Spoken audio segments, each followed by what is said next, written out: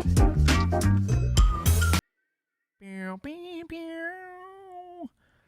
my god. Oh, we're live now? Yeah. Oh. Hi, everybody. Welcome to Live on Two Wheels, number 19.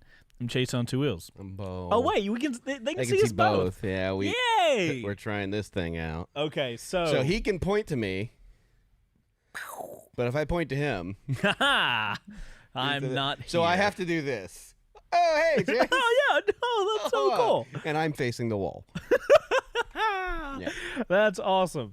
Everybody, welcome to episode 19 of Live on Two Wheels, your weekly motorcycle live show that's also a podcast. Hey, Bo, where's this podcast available if they want to not look at our face and all listen of their to us? Favorite podcast platforms. As long as it's just the three of them. Apple Podcasts, Spotify, and the Google Podcasts. Is that right? Nobody listens to it. Yeah, I don't know. So, guys, if you don't want to look at our faces, I don't blame you. You can go over there and listen to us not live. That's not how that works. I would like to also put in that I am absolutely exhausted today. But it's actually a good time because Bo's going to be leading our conversation today. And before we get into all the stuff we typically talk about in the beginning and the first half of the show, today's episode, we're talking about... I'm pretty sure I can say this. The last time I went to a press launch, I got in trouble. I have a press launch for Harley Davidson coming up in a couple weeks. Yes. In a couple weeks, going out to LA, and Harley just happens to be launching a motorcycle on July 13th. It just happens to be using the Revolution Max. Who could say? So in today's episode, we're going to dig into, because Harley hasn't told anybody what this bike is, from what I understand. So we're going to dig into what the bike is, and I thought before I go out to L.A., and I'm going to be around all these media people, I was like, Bo, can you put a Live on Two Wheels episode together? I will gladly give you the most incorrect information I possibly can. Also, guys, if you're watching us live, what's up? How you doing? Hope you're having a good Thursday. Secondly, hit that like button. We love it when you guys hit the like button. It makes us feel really good. Yeah. And we want you guys to continue making us feel really good. Yeah. Also, if you're listening to us over on Apple Podcast, you would be our best friend if you could go over and leave a review. I love it when you do that, and it also makes me feel good. And I'm just trying to make myself feel as good as possible, period. I can't wait to hear me talk throughout this episode because it's going to be trash. Yep.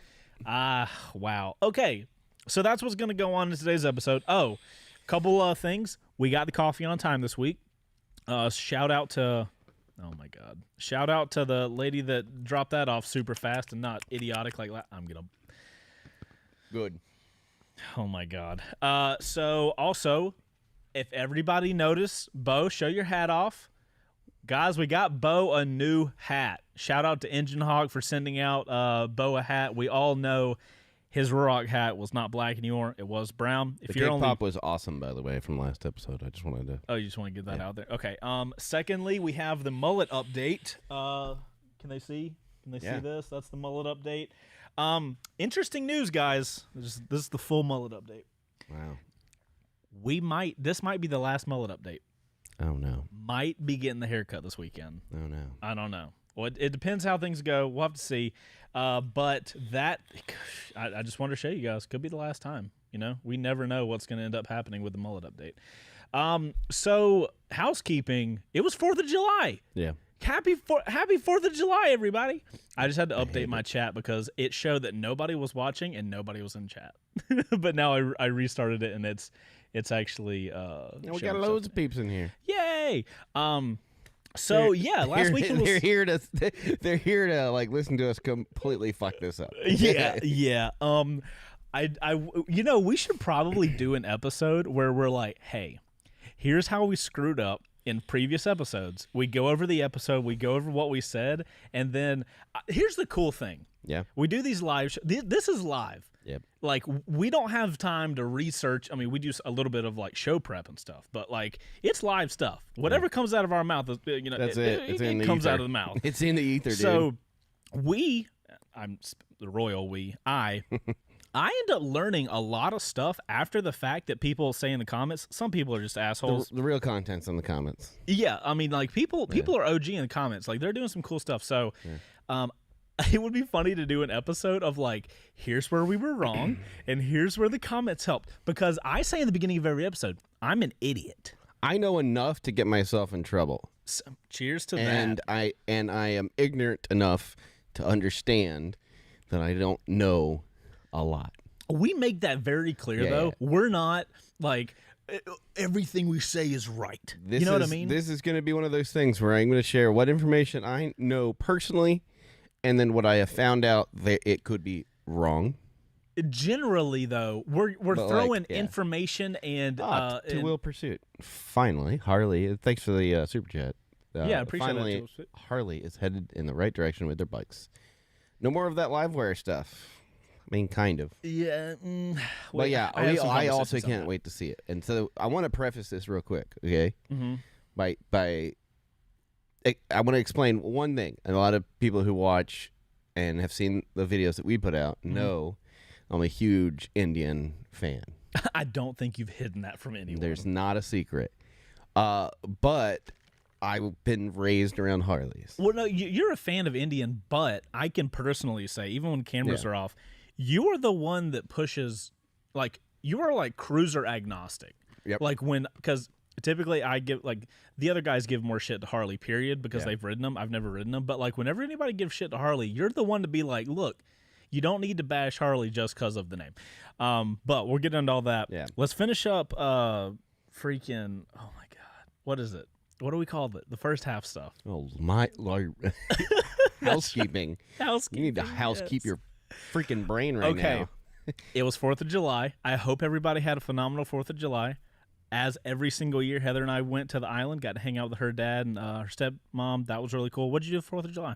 I do what I do every holiday in South Decatur, which is I stay my ass inside the house. Okay. So as not to get hit by a drunk driver or shot with a gun. That's okay. That's actually a great way to spend your 4th of July. I would far rather you spend it that way than go like out driving. I was gonna go riding, but then I remembered what day it was, and I was like, oh, fuck every bit of that. Random question. This has nothing to do with the show. Yeah. Do you have a certain day of the year every year that you don't ride? Yeah, New Year's.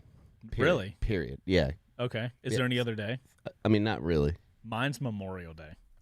Okay, so let me preface by saying any holiday where the celebration includes drinking and explosives. So you and Heather are right on that. 4th of July, Memorial Day, a good Wednesday, Black Friday. I don't think you understand. Like where I live, there's a celebration every weekend. Yeah. And so it's like I have fireworks fatigue. By 4th of July, I'm already done with it. Yeah, we didn't even do fireworks this time because, bro, we're not going to get too into it. We like marathon WandaVision. It was phenomenal. It's a great show. It really is, especially the second time going around. All right. Do you know who that is, right? That's one of the Olsen twins. I didn't know that until Heather told me that, and I was like, wait. But then once you're told that, you're like, you see it in. Of course, you idiot. It's all you ever hear about is like the Olsen twins on their weird right, but then you see her and you're like, right, okay. So this is now a Marvel podcast, just like that. Yep. So yeah, I didn't even get back in town until Wednesday night. Or Tuesday night. Wednesday was my first day. I ran this whole bitch by myself. Bro, Bo has been the only one in the house all week. So he's been killing it. Claps in the chat for Bo. He's been doing a phenomenal job. I think that's it. How was it being here by yourself? Do you find yourself so much more work done? Do you keep your pants on? We don't talk about that. Got it. Oh, you know what? Something the guys in the chat can let us know. Do you guys like having us both on the screen at the same time? Yeah. You guys let us know. This is something you guys asked for. If you guys are just listening to us, this doesn't really matter to you. But if you're watching us live or if you're watching us over on YouTube, we're actually both shown on the screen right now, which people have been asking for. Instead of the cutting back and forth, they just wanted us both on here. It's easier for me. It's far easier for you. So the reason we ask, guys, is because we just ordered another basically camera interface. Yep. So that Bo can have it a little easier to have us both on screen. And we're going to be showing my screen today about like all this. Y'all, I can't wait to get into this stuff that Bo laid out. It looks like there's a chart for Pokemon to show them every Pokemon, and then it goes vertical for when they evolve, right? So it's Pokemon 1, 2, and 3. This dude has got it set up for the entire Harley line. I haven't even looked at it closely yet. But by the way, it's just a bajillion bikes. It's so many bikes. So we're going to get to that day. We'll get to that. But yeah, let us know if you guys are digging the So both far, of us on. So far, it's a yes. Okay, cool. Awesome. I'm glad everybody's liking that. So, I mean, I think that's it for housekeeping, right? There's really nothing else. Like you had a good time. Last thing before we go into this, I just wanted to thank Ben for his super chat. He just said, "What up, C2 Top Crew?" Ben, we appreciate the super chat, man. Helping us keep the show afloat. I want to start this off by talking about the event that you're going into. We'll briefly go into, because we've mentioned it this before, and I want to start there, and then I want to go backwards and why this matters. Okay. So for the guys that haven't seen the previous episodes of Live on Two Wheels, or maybe you're kind of new to the channel, I've been a little, it's not judgmental. I've been a little You harsh. had a bad experience. I had a bad couple of experiences at a couple different Harley dealerships, and that sat with you.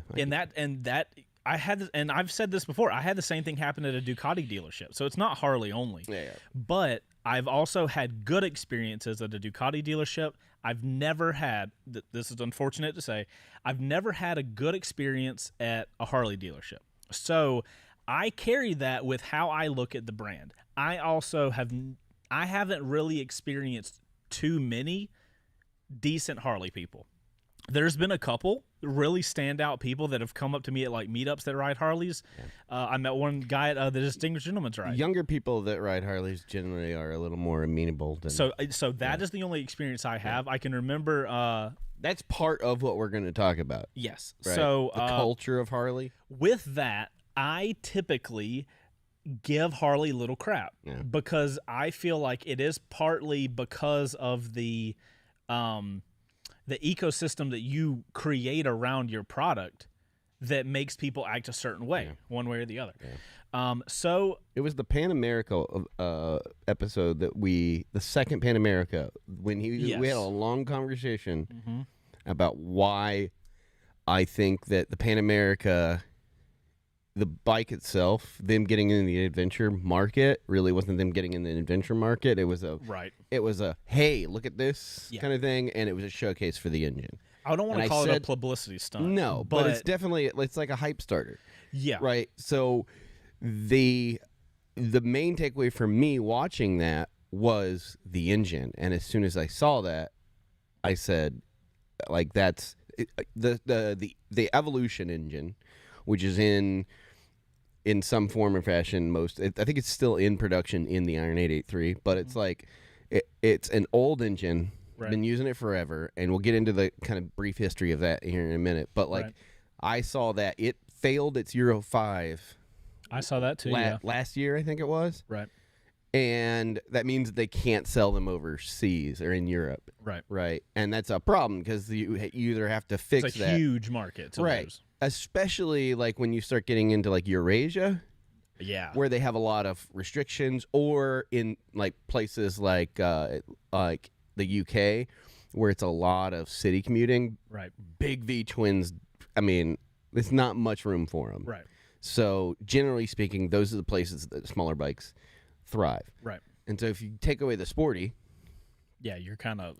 So they needed to come up with a solution, and I think the Revolution Max was the solution. And I said in that episode, I was like, they're going to put that in a Sportster. You did. I can attest from the moment we've been talking about the Revolution Max, you've been saying the Sportster thing. And there are only two bikes that I think that they would have showcased that on.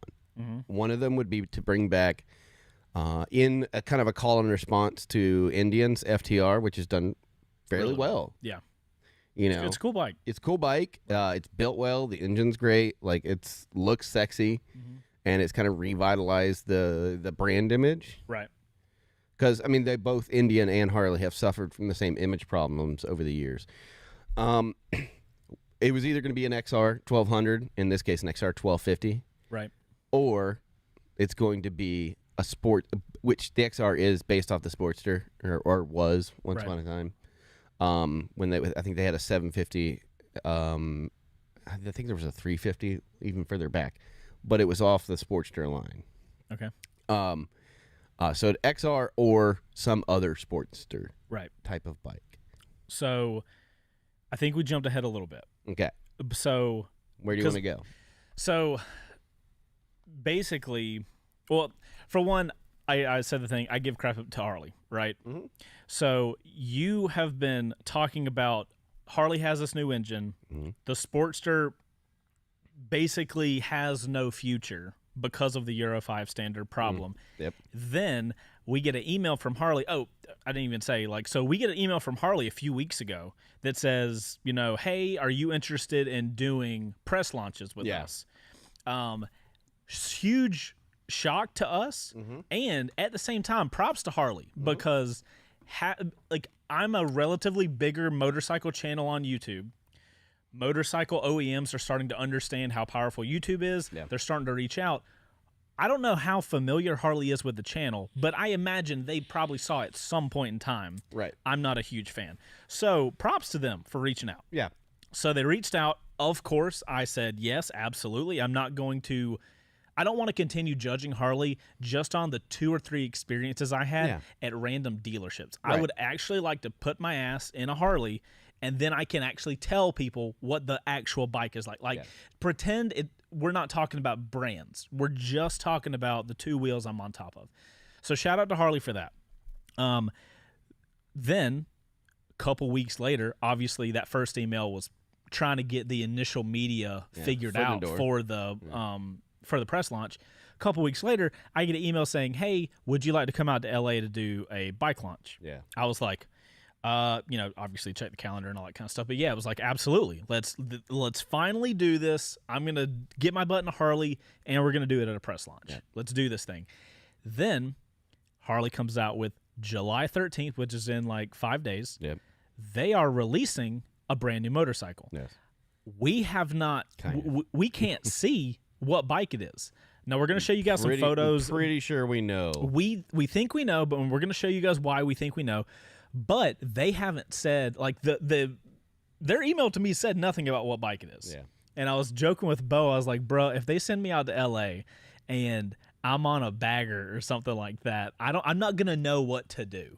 I'm not going to really know how to judge a motorcycle when I'm riding a type of bike for the first time. So that would actually it'd be an unfortunate circumstance if that was the case. But not that I wouldn't want to ride it, that I wouldn't have anything to compare it to. So there's a couple of things when I think of the potential of this new bike that are going to be the checklist. First off, everybody that I've talked to that has ridden it with no obligation to tell me so has said that the motor is great. You're talking about the Revolution Max. The Revolution Max. Okay. The tech is great. For people that don't know, the Revolution Max is Harley's brand new engine. They just came out with it, and they released it firstly in their Pan America, which is their adventure bike. I'm pretty sure this is, if I read correctly, this is the graduation from the Revolution engine, if I'm not mistaken, which I believe was in the V-Rod. So I think looking through it, it was something like they used a lot of the same ideas and then just updated it and made it better. Right. Don't quote me on that. I will quote you on that. Quote, yes. I'm quoting you on that. Everybody quote Bo on that. So that's that. I'm 100% on that engine is going to be fun. The Revolution Max. Everybody that I've talked to said it does, and this is going to be either way. No matter what this bike is, it's going to be a lighter, more sport-oriented, package than the Pan America. Right. And even in that heavy bike. So recently we had another opportunity that we're not going to be able to take advantage of with Harley, but it was an offer to come out and ride a Pan America. Yeah. On and off road. I'm not able to make it calendar wise, but both Bo and Brian are the only two that could make it, and they're both too short to run the bike. Yeah. Because it's off road, so Yeah. See, writing the Ozark said Rev Max is based on the Revolution, but it's kind of a brand new motor. So they're doing that thing where they take like the Thunderstroke has existed for a while, but they had taken the Thunderstroke engine in the Indians. Okay. And then it's like, okay, we're making it better for this new bike. So Thunderstroke is an engine that Indian puts in their bikes. Right. Okay. It's their air-cooled engine. So Gotcha. it's kind of the same thing. And I believe, if I'm not mistaken, the Revolution was in the V-Rod, which is the power cruiser. Right. Which does make sense for this potential platform. Okay. So here's the thing. So that leads us up to this point. So okay, so we're now caught up. Yeah. So in a second we're gonna jump to my screen, and Oh no. the only thing, so the only thing that we know, there is a very silhouetted video that Harley put out about this bike, and there is a photo, a close-up photo on the engine. So, Bo, let's do the exhaustive process of showing everybody my screen. I can't wait till we get that other Elgato. Okay. It's literally here tomorrow. All right. You're just going to have to put up with the ugly for a minute, guys, because... Bo has to do a lot to get this to show. Boom. Okay. Oh, fucking... wow. Okay. That was good. That was good. We made it here. Okay, guys. So this is what Harley... Oh, that's a link. Hold on. This is what I want to show. So this is the photo that Harley has released for the new bike. This is the only photo that has been released that I know of. Let me zoom in a little bit. As you guys can see, we got Harley Davidson 1250. Mm-hmm. Now, I'm going to play the video for you guys. So actually, you don't have to play the video because you have the screenshot. Right there. I screenshot. So I want to show them the video. Well, but no, because the video doesn't show them. It's a brief moment. Those two shots. The one below it, right? Go to the one below it. That right there is all you need to see. But this gives you a good headlight situation. Yeah, we don't care about the headlight. Close that up. So I want you to look at everything from the nose on the seat to the exhaust shields to the way they sit. The way that goes, boop. Right? The tank, the frame where it meets the steering stand. It's like right here. Right. All of that. Now close that out. Okay. You found a picture from earlier. So this is a photo that Harley released earlier in the year. Look at that. It is the same. That's it. Now, interestingly enough, the way we know this, color of the tank, we can't really see the tip of the seat, but you can kind of tell. It tips up a little bit. Yeah, we can see the exhaust come right there. And the exhaust shield ending there, and you have that little A frame thing looking thing. And if we notice, everything has like a purple haze. And then if we go back to here, we still have that purple haze. So yeah, it's definitely this. This is what this is, and what that looks like is the custom. The Harley Custom. Yeah. So interestingly enough, though, with this, the Harley Custom is it's basically Harley already makes a bike like this. Okay. Currently. Right now? Yeah, it's the Fat Bob. The only difference is the seating position. So okay, so this is the custom. This is something that Harley released far back out. They haven't released that particular bike, but all intents and purpose, that bike already exists with a different seat setup. Scroll down in the current lineup. All right, current lineup. So guys, this is the lineup that Bo made. Look, I'm gonna go right past the Fat Bob. I just want to show people. Yeah, keep what going. kind of look at this evolution. Now it gets worse. Oh my god, dude! If you guys are only listening, please come watch this on YouTube to see the absolute travesty. All right, so scroll up to you'll see it. It's right there. Double click that bad boy. You can see the inspiration for this bike kind of fell into the custom because this bike has existed for a while. Okay, so here's what I'll give you. I see that this... even more than that, it's the same headlight. So the headlight on this thing, you can't see it there.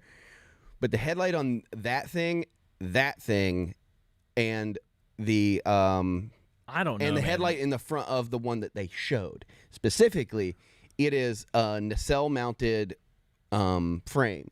Oh god! And the headlight is in there. What did you do? I don't know. I somehow made that photo really huge. All right, so if you go over there to the headlight of the teaser video of the teaser bike, photo, got that one right there. That right there. Is basically the same kind of setup where there's a big almost pill-shaped headlight setup Right.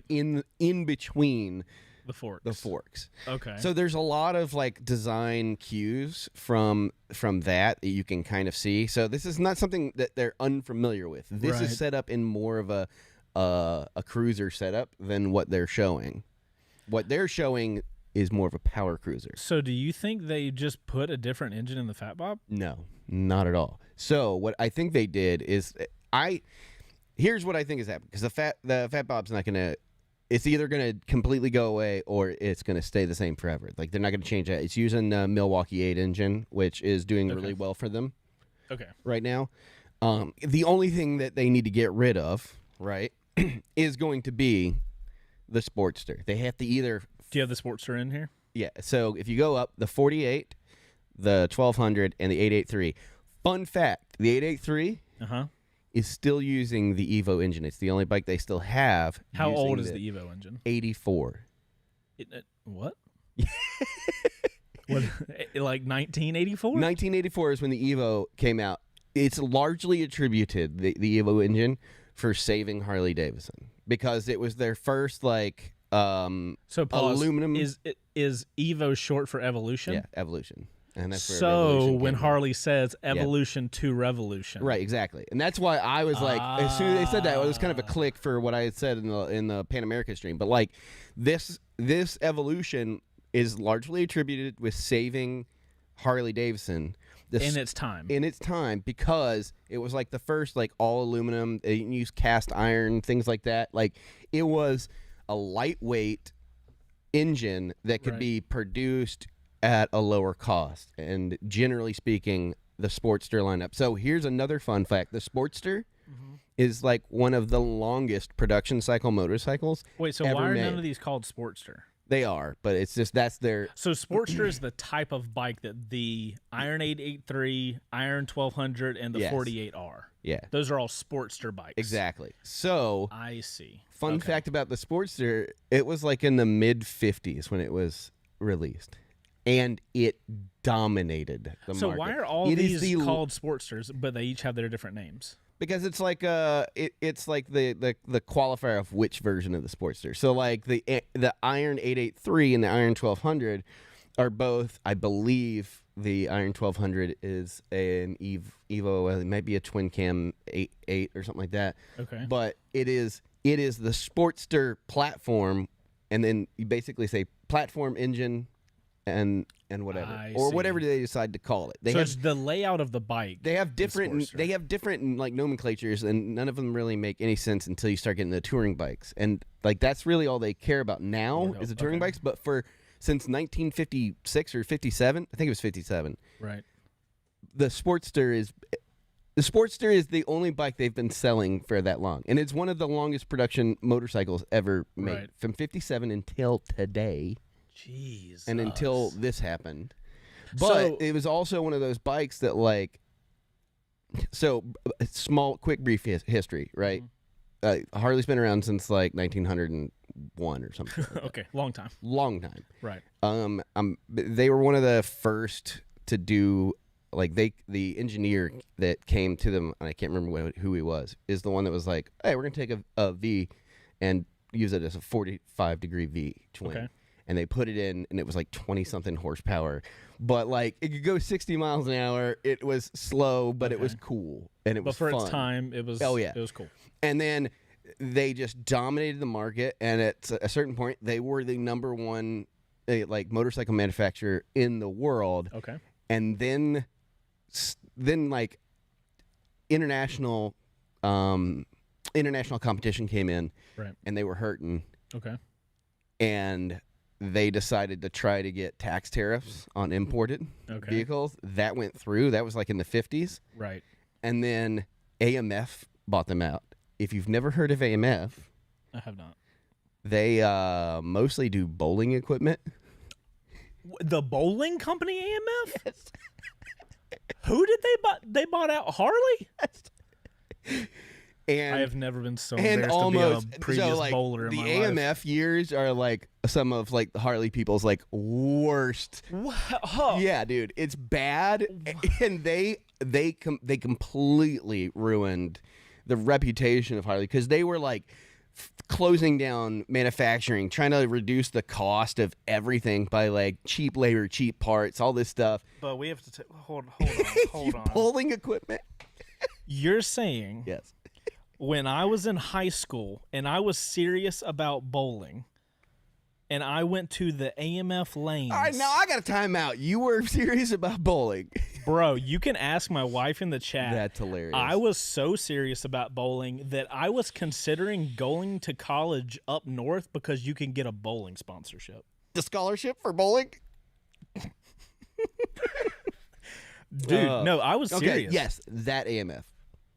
And so they completely they basically put it into the ground and then eventually sold it back to one of Harley's original like family members, like I think it was grandson or something like that. Or right. it stayed in the family. So 13 people bought it back. It goes back in Harley's hands. Oh my god! Then they had to try to repair that, so they came out with a Sportster. Right, and that's what you're saying saved the company. And that's started saving the company. And that Right. Sportster was everywhere. The flat track races up until 2008, 2009, Harley had won like 28 of like 34 of the world championship flat track races. They were dominating the market with the Sportster. Okay, so they had, and it's still being produced to this day. So they come out with a from Sportster 57 to now. It saves the company, and it's a solid platform. That they built on the platform with the Evo motor, right? And the Evo motor, it is rock solid, and like because Harleys are notorious for like oil leaks, and that's because like when the Knucklehead came out, that thing was the first like push rod overhead cam, I believe. That they had done. They had done side cams or side valves. I'd have to look at the details on that, but like they put everything was overhead cam now, so the leaks were around the valve seals, and it was just like puke oil all the time, and they became notorious for that. And so the Sportster, using the Evo engine, when they came out with the Evo engine, which by the way it's known as Blockhead. Oh no shit! Yeah, that's awesome. Yeah, is that where Blockhead got his name? Probably. Okay, cool. Because he probably got started on like a 983 or something. Right. Like that. But yeah, it's like say up until this point, like Harley bikes were notorious for leaking and just having those kind of issues, and like they did like. There was a I forget the name of it, but it's like a full loss oil system. For the longest time, you just had to keep putting oil in it, and it would Brian knows the name of it, and I can't remember it. But like then they had like a dry pump or dry sump system in these bikes. So like it was just more and more of their innovation in engineering. Which you remember when Brian said that it's like Harley used to be like the leader in innovation. Yeah, they used to push really hard in that sector. Yeah. Okay. So that's the Evo engine as it stands right now. So the Sportster line, and why I think that it is the most Harley motorcycle that's out there. Okay. Period. When I if you look at their Harley, if you look at their portfolio, that's not the case. They care less about the Sportster and more about their touring bikes. But in my opinion, the Sportster is still to this day one of the most Harley motorcycles that you can possibly get. Air-cooled, rock solid, easy to work on, easy to customize. So I'll say this. Obviously, I didn't have all this total Harley. Loss. That's it. Total loss. Sorry. So having not really known about all this Harley stuff, when I heard evolution to revolution, I thought they meant they were like evolving their product line, and now they're revolutionizing their product line. Because if you remember, it was a couple years ago, I believe, Harley put out that photo of like 7 different models. None of them looked like a Harley motorcycle. Yeah. So I thought evolution to revolution was like, we're going to totally redo the company, and it's going to be like we're going to actually make product lines that... Well, they did get a new CEO, and I forget when he started, but it's wild because like they had a CEO that was doing that. He came in, and we're going to make this bike and this bike and this bike. I forget what brand he came... I think he came in from Puma, and his... The shoe? Yeah, and he's contributed with like saving Puma from going completely bankrupt. But his ideal was just like throw everything at the wall. And Say what sticks and hold on to it. make all of it. And then when the new CEO came in and said, you're diluting the brand too much. Yeah. Let's focus on the big hitters. Mm-hmm. And then, of course, now, because there was like supermotos and all this other stuff. And it was Right. just like, let's focus on like one or two big ones and Right. get them right. And I think Pan America is a good example of that, being like, if you take the time to focus on something Right. for the price, competitively, Right. that bike is a great adventure So, bike. do you think the Puma CEO comes in, throws a lot of things at a wall? Yeah, that's right. What? Okay, I had that backwards. The new CEO guy is Puma, and he's the one that was that saved Puma. Okay. The one previous to him is the one that was like, and I don't know his Okay. name, but yeah, he was just like fucking make everything. Okay, so I mean, you have one CEO Yeah. that comes in, gets a lot of designers to make a ton of cool. I mean, the bikes looked cool. Yeah. Like, I'm not gonna lie. So You're spreading your fucking butter right, too but thin so on then that you have toast, Puma buddy. guy come in, Yeah. and he's like, hey. Right. Like, from what Yeah. it seems, he's like, hey, let's take all these designs and let's pick a couple and really focus in on. Yeah. Is that 100%. He was basically like, I forget the words they used. I watched a video when somebody it was like an interview with him, and he was just like, it's too much. How are you gonna get all of them right? right? I mean, that's a fair You point. know what I mean? Like we could take our engineers and have them go on like 20-hour days Right. to try to get this right, Well, or so- we could focus our energy on the ones that make sense. This And is also like this the Pan America and greaterly the Revolution Max. This is Harley pivoting to the more open crowd. Right. It's like well, so that goes back to like Harley's biggest problem, Mm-hmm. right? Harley's biggest problem isn't the bikes. And so if everybody knows what bike I want by this point, right? everybody knows of your Indian now. But if you were to ask me what's the sexiest looking like touring bagger, Mm-hmm. basically, Okay. absolutely no hesitation, it's the Road Glide. Let me find a photo of a Road Glide so I can look There's at a couple of them in there. But like that, to me, that is the sexiest bagger in existence right now. And Oh, that's a Road Glide. yeah, That's a pretty iconic looking bike. right. And so here's the thing about Harleys that a lot of people don't get as well, if they don't actually like sit on them. If you sit on a Harley, the thing that you're going to notice more than anything is the amount of time that goes into the design, the fit and finish. Everything feels solid and well placed, right? Like Okay. that's just my personal opinion. When I sit on a Harley, I think Right. like this is a solid motorcycle. Everything is where it needs to be. Also, as somebody said, but that price of the price of a Road Glide in the 114 is the same as the Dark Horse Challenger. How much is a Or road, roughly, it's how much is a Road Glide? I want to say it's like 27.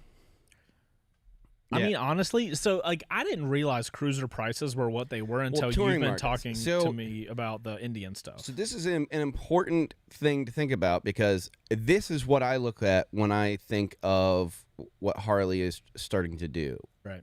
Is if you look at that lineup I showed you, you know you see how many different touring bikes there are, and we talked about it. Most of their income comes from the boomer generation, expendable income, Right. buying $30,000+ motorcycles. Right. And it's touring bikes because it needs to be comfortable and long. There are exceptions. That's just a generalization. I know a lot of young people that ride around on street glides Right. and road glides and shit like that. But by and large, the trike market and their touring market are where they make their most money. It's the highest ticket items, Which is why they have so many different models in that line. and also why the older generation tends to gravitate towards this. One, because it's a name they've known their entire lives. Right. Harley has done a good job of kind of integrating it into the American, I was about to say you Right. also have like Made in America motorcycle. right? Which I mean can kind of push people away from it too, because there Right. is a connotation. Personal experiences aside, the general consensus of people looking at Harley riders is it's old racist white dudes Yeah. who say if you don't ride a Harley, you're not riding a motorcycle, which is just not factual. Like, it's a motorcycle no matter what's on the side of it. Yes. Even if it's a shitty motorcycle, it's a motorcycle. You don't own you don't own the market on riding, being a biker. Let's be clear. Harsh generalization. Yeah, it's a harsh generalization. But they're not all like that. That's But that's the stigma that goes along with it. And when you go to places like Daytona or Sturgis, you're gonna see a lot of that.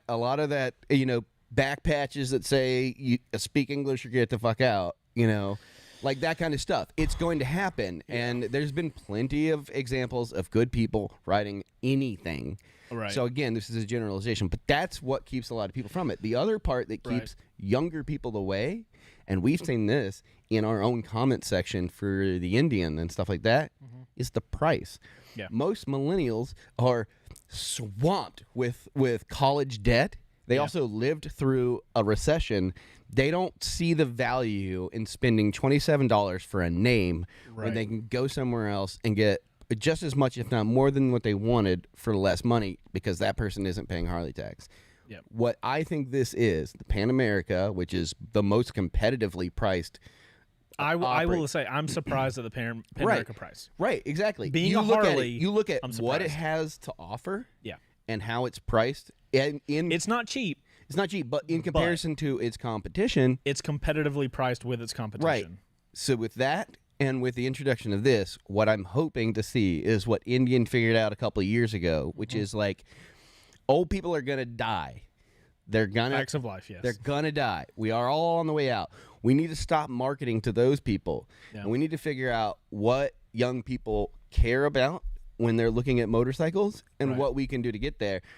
If they come out with this as a Sportster platform and they price it competitively for the market and offer a good value for dollar, this is their version of what the new Scout, the new FTR, the Challenger, the new Chieftain do you think that, Big Harley thinking through their line, do you think they're like, okay, our Sportster line, our Iron 883, Iron 1200, and our 48, they don't track as well as all of our other stuff. So clearly our big demographic, our big chunk is in the touring market. We won't mess with that. We'll let those people have the stuff they clearly want. 100%. We'll get rid of our three Sportster lines, and we will use those resources now to move to let's open up our demographic. Let's start offering 100% a more cost-effective. They're not Harley looking bikes. Well, yeah, okay. So, quick aside: the Lowrider S and the Street Bob have been heavily aimed at the younger crowd. That I agree with that entirely. When they got rid of their dynos, the dyno was the quintessential. Did you say the Street Bob? Yeah. Street Bob is the Street Bob 114. It's a softtail. Uses Milwaukee 8. I don't see Street Bob on It's here. the orange one. Oh, Street Bob, got it. Yeah. Okay, I see. So That's marketed to younger people? Yeah, it's generally the new softtails are and the Lowrider S is like the bike that young people like right now. Okay. But by and large, most of their motorcycles aren't aimed at that generation. Well, so thus far, it was something I want to be clear of. When I'm saying get rid of the Sportster line and do something different, I'm talking about different to people like me who don't want a cruiser. Right. So here's what I think this whole move is. Right. They want to still sell $30,000 bikes to retired dentists. That is so much money for them. They actually, through the pandemic and through losing like 17% market share internationally, right, they still came out with a huge profit comparative to other brands because of their lifestyle brand and because of their trikes and their touring. That's insane. Yeah, well, I mean, like, you got these people that, like, they don't have college debt and they grew up, in between two financial crises. So it's like crises. Crisi. Right? And so they have all this expendable money, and so they're just like they get paid outrageous salaries for what they do. Now they're retired. They have these giant inflated 401ks, and they just go, "Yeah, I'll buy a $50,000 motorcycle and ride around on the weekends with my wife." Yeah. So like I can't do it. That they'll never get rid of those people because eventually the new people are going to be that old. Well, if you start with this, line. Well, here's the thing. The reason I'm saying that the Sportster lineup by and large for most, and again, generalization, most Harley riders look at it as a girl's bike. 100%. Yeah. Shade Tree's done several videos on why that's bullshit, and I completely agree. I'd say everything else is not a fucking Harley. Like this is the most Harley bike that you can buy right now is the Sportster. That's just my opinion, of course. Like, right. Everything in the show is our opinion. Right. But like what I think they're trying to do here is to try to revitalize.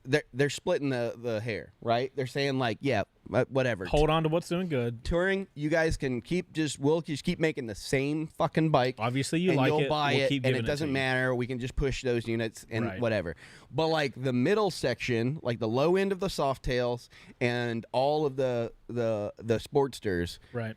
they need to do something fancy. And so when they introduced like the Softail Slim, the Street Bob, and then the Standard, which is, I love the Standard. Right. You know me, I like raw bikes. The Standard is a Softail with literally nothing else on it. Okay, if I'm looking down, I'm just trying to keep up with all these Harley models that you're talking about. Right. Well, the thing, So like they have to do something to like they've got to bring in a new market. exactly. The reason that I think that that's what they're doing with all of this is because of the way that they're addressing marketing. This has been the first last year, 2 years. Right. They've decided to forego just like trying to entice people to buy their brand on name recognition and celebrity endorsement.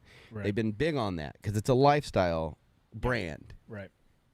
This is the first year this year that they've reached out to content creators in mass. Well, that's a lot of motorcycle brands. Yeah, We're but Harley slowly is not seeing that. one to do that. And I think what happened... Yeah, but Harley beat Suzuki, or at least as far as we're concerned. Sales. They beat Suzuki. They beat Kawasaki. But they've lost... Here's the thing. When you look at what they've done sales-wise, yeah, they're ahead. But you look at their market share... Yeah. It's been dwindling. And even though their sales are the highest, which a lot of that is accounted for from their lifestyle brand, Right. especially in Asia. Yeah. And then, of course, like I said, all their touring and stuff. Even though that number is higher than other brands because they Right. hold a larger pool. If you got $1 trillion, 40% of that is going to be more. Still a ton of cash. Right. Yeah. So, but they've lost like 17% of the market share globally. Right. But they had a lot of Meanwhile, it to you look over at like Indian gained like 23% internationally. So what I think is happening is they realize that like, hey, we're losing out. we're losing out on this, and we have an opportunity to reach another audience entirely. And it is, and I said this before, when you reach out to content creators, Yeah. and you show that like you're willing to like talk. We're biased in the market. I but had yeah, a conversation with a sales manager at a local dealership, and he was just super chill and cool and like wanted to talk and was like, hey, yeah, we can work together or whatever, blah, blah, Right. blah. That wouldn't have happened 5 years ago. Right. And so, like, when you deal with the one-on-one people and you see the way that they're trying to market it, we all know their bottom line is to sell motorcycles. They can paint it however they want. And I told this to Indian themselves. Well, that's not when a I was problem. up We there. all know that. We all like, know it. You're here to make money and sell Yeah. units and put butts into motorcycles. We get that. Right. But how you do that is important. And when you look at a content creator and you go, I want you. Right. That says, like, okay, it's kind of this shift. And what I think they're trying to do is like take that part of Harley and be like, yeah, okay, we all know that the old people are going to be old people until they're not Old people anymore. but like we're trying to make a move and like trying to Right. be more innovative and Innovative. innovative. You know what I'm saying? Well, Like, so here's the cool thing that I'm excited for. I can actually say this. I'm actually excited for Harley. So yeah, if Harley has seen where their core demographic that they already own, like they own those people. Those Yeah. people are not going to ride anything different. Ever. When they get tired of the current bike they have, they're going to trade it in and they're going to get a newer year model Yeah. of their bike. So don't even worry about all those people. Let them have their thing. What I'm excited for is, okay, Sportster line doesn't do great for you. Cool. Nix that thing. I mean, thank you for the time you've spent rocketing our company. I don't know that I think they'll market whatever they come up with this Sportster so they can keep the ball rolling because it has been going since like 57. So I think that it's going to be called the Sportster. Okay. But it's going to be a new version of it, just like the Lowrider S and the Street Bob and all this stuff is a new take, and the Lowrider has been a while, but like this version of it, all of this is kind of their version of like, hey, this is a newer, younger, cooler version of what exists. Well, so one thing I have to criticize Harley for is like the naming convention for their motorcycles and their groups of motorcycles is terrible. Yeah. Like, Road King, Road Glide, Street Glide, Ultra Glide. Coming from me, it's like Tri-Glide. Bro, so a whole episode we could spend the Sport Glide, which is really nice, by the way, and I'm that's probably gonna be the first thing that I touch. Is the Sport Glide. I love the way that looks. But like, yeah. So like this is their version of Indian going like, hey, like we need to split the difference. And well, so here's what I think. This is going to be my long-term assessment. Are you going to be sad if it's a power cruiser? Well, I'll get into that in a second. So here's we got 10 minutes. Oh my good God, we have 9. All right, so here's what I think is going to happen. I think Harley is going to. So now Harley, we're going to look at Harley. And they're going to have this little segment now where they're going to start trying out new stuff for new people, right? But then they got this big block, right? This is all the people that already have Harleys that are not going to go anywhere. Yeah. I think over time, this is going to happen. Now, all these new bikes, because like they're going to introduce a couple bikes here. Hopefully they do well. If they get rid of the Harley tax, I think that they would have no problem with that. I think they have to, because if they're smart enough, if Yamaha they've already knows decided to do it with the Livewire, and they go, okay, we'll get rid of the Harley tax. Oh, so that's an interesting. So that's going to have to be another. We can't touch on that. So okay, real quick, Harley tax, it has to go. Harley tax or that has to go away, or these new bikes are not going to take off like they have to for Harley to keep moving forward with them. But I think if this thing that I go ride, whether it's the custom, whatever it's called, if they can put out a competitive power cruiser, like those are cool bikes. If you guys don't know what power cruisers are, I put like a quick grouping together. It's the Rocket 3, it's the VMAX. I mean, like the Ducati Diavel. Yeah. It's a cruiser. I like using air quotes with power cruisers because like it's the power. It's a gross amount of power in a cruiser platform. Yeah. It's almost a joke to call them a power cruiser. Yeah. You're in that body position, so it is what it is. Yeah. But I've ridden the only bike in that class that I've ridden is a Diavel, and I think I even said in that video, the type of person I am, if I was to ever own a cruiser, I don't think I'll ever get there because I would go to the touring side because we've talked about. If you go from naked, I think you would eventually end up on a mid-control bike, mid-control cruiser. Is that what a Diavel is? No, that's definitely. Well, I don't know if the new ones are. I know they switched it around. I think they might be a mid-control now, but like the Bolt when I first got it before I did all the crazy stuff, that's a mid-control. My feet, I'm not sitting like this, like straight out. I'm sitting like this, and my feet are like this, and it's almost like being in a chair. What is the MT10? It's technically rear sets. Okay. So you have your forwards, your mids, and your rears. Right. And depending on how aggressive the rear set is. But even the MT10, even though it's an upright position, I would classify it as rear sets. I know for a fact that right now when I sit on a bike with forward controls, that doesn't feel like a motorcycle to me. So I don't think I'd ever go there. It never does when you first do it. But like I can tell you now, and you've seen me ride in the mountains. Right.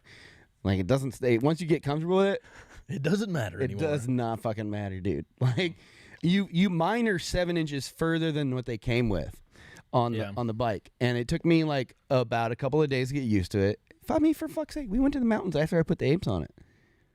I had never ridden with those apes, and like I just right behind you on that what was it? The speed triple. I don't remember anymore. Yeah, it was a speed triple, and I was right behind you the whole time, just scraping pegs and stuff. Like you get used to it. Yeah, I'm not saying you don't get used to it. I'm just saying like based on where I started in motorcycling, and if you guys hear anything, it's rain, by the way. What's that blue bike behind me? Oh, that blue R7? Or is that the is it the MT-07 or the R7? Because we have both of them in the shop. Is it that thing? Are you going to spend the last 6 minutes of the show just teasing everybody that we have? Also, the bike, everything's mirrored on my screen. It says that one or that one. Just a little future update, guys. We picked up oh my good God. There's the lights. Thanks, Bo. Appreciate that. Yeah, so guys, we're privileged as hell. We went and picked up the Yamaha R7, so we have it in the shop. As you guys might be able to hear, the rain has ruined all of our filming. We have a really cool series we're waiting to film, and we can't because it keeps raining. So look for really awesome content. Power cruiser or flat track kind of bike, you don't care. I've told you, I don't care what bike it is. I only don't want it to be a standard cruiser. Or hold on, I don't know. Is there?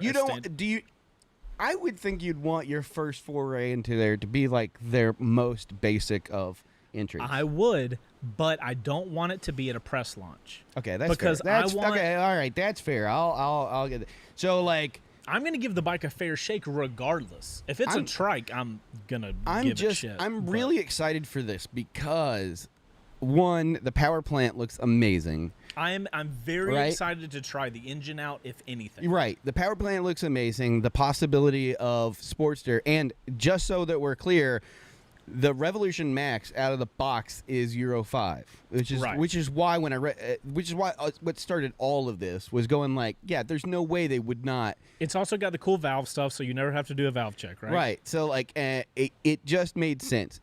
I want to see the Sportster continue because, like I said, in my personal opinion, I'll say it again, I think it's the most Harley motorcycle still being made. So you would be sad if they nixed the Sportsters and replaced that line with all of this new age Harley crap. I mean, a little bit. I don't want to say crap because that's going to imply that I think it's bad. I would want them to keep the traditional alive. The Sportster itself is not the Evo engine. The Sportster has been many different engines. Right. So you think they could been around since 1957. So if they wanted to, they it's could. Still being made right now. The Iron 883. If they wanted to, they could replace every Sportster with the Revolution Max engine if they wanted to. Hypothetically. I mean, hypothetically, yeah, they could take the 48 and throw a Rev Max in it, and that would be. I mean, I can't imagine. Okay, so we'll go from the middle of the line. The Iron 1200. Mm-hmm. If they put the Rev Max in it, that Iron 1200 is not a heavy bike at all. So it's going to be a quick boy. It's going to be a very quick boy. If they did that, it'd be a quick boy. And so that would be, so when I look at what their competition is in that market, not many people are buying the Iron 883 because in a competitive market, you've got the Scout and the Bolt, both which outperform it. The next step up is the Iron 1200, which kind of edges out a little bit. Mm-hmm. But, like, you put this stonking ass... Dude, I just don't know. Like, looking at... That's a big engine to put into a small frame. Making the assumption that they go forward with... That's all I'm hoping. I'm hoping when you go there, it's going to be like, this is the such and such. It is the platform that the new Sportster is going to be based on. Looking at the Sportster bikes and looking at what the custom looks like, because we've assumed that it's probably going to be something extremely close to what the custom was. I don't know why you'd have that bike and the Sportster at the same time. Well, that's why I'm saying I think everything's going to kind of migrate over. I don't think it's going to look exactly like... I think this is going to be some version of a Sportster, a more power cruiser style, more factory custom style. Yeah. But I think the platform itself is going to be, we're going to take the Sportster. Right. Because, okay, so this tank that they keep showing, it's a peanut tank, but it's a long peanut tank like the old XRs used to be. Right. The old XRs, which were based off of Sportsters, even some of the old Sportsters had a long peanut tank. Right.